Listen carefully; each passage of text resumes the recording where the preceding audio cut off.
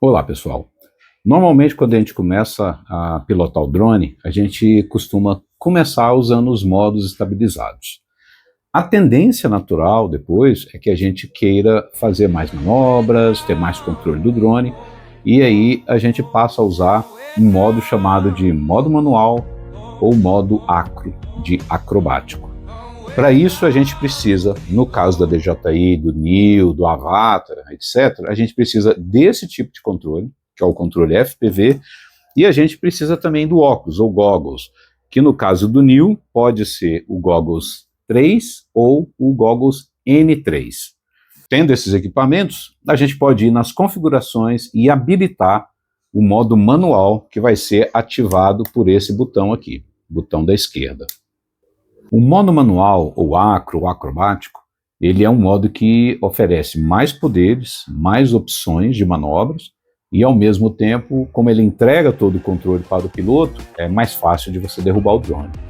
Então é necessário um pouco de prática, de treino, e para isso, inclusive, existem os simuladores.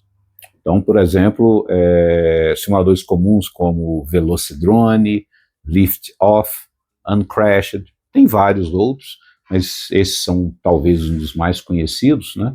É importante que a gente faça usando o próprio rádio, você conecta ele ao computador e usa esses simuladores, ou um deles, né? Não precisa usar todos, basta usar um deles para você treinar os comandos e acostumar a sua memória muscular, o seu dedo, saber o que fazer com o controle quando você quer fazer um determinado movimento com o drone.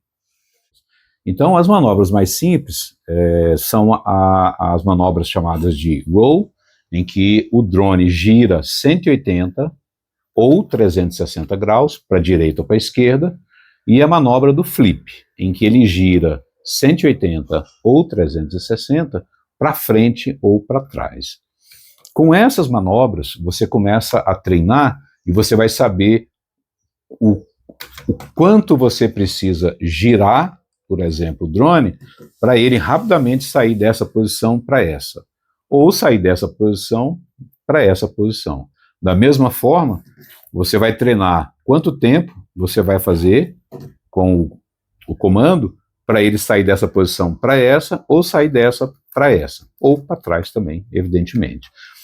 A isso se seguem algumas manobras que usam essas duas, tanto o giro lateral como frontal, como base para fazê-las. Então a gente tem uma manobra que chama Split S, em que o drone vem sobre alguma coisa, algum objeto, normalmente uma árvore, você sobe por cima do objeto, gira o drone 180 graus, o drone vai cair, você vai girar ele para frente 180 graus e vai passar por baixo.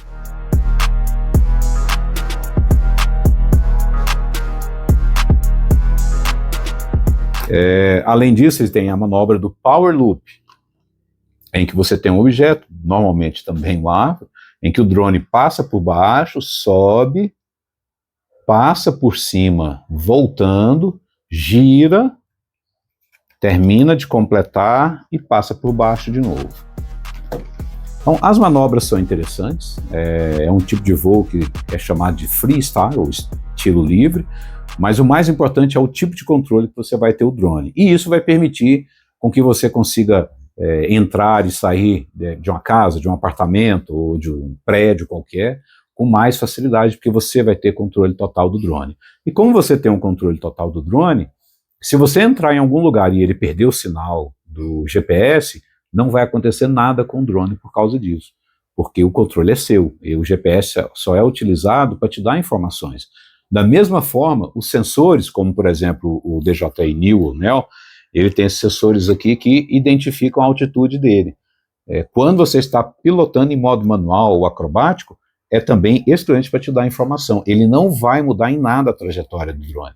Então o modo manual tem essa vantagem. Ele te dá total controle, você vai conseguir fazer coisas que no modo estabilizado são muito difíceis, ou em alguns casos até impossíveis de fazer, porque você vai ter todo o controle dele. Então, em geral, a evolução natural do piloto, quando ele quer fazer mais com drone, inclusive para aplicar no seu trabalho, é gradualmente migrar para o modo manual ou acrobático. Bons treinos, bons voos, boa sorte e até o próximo vídeo.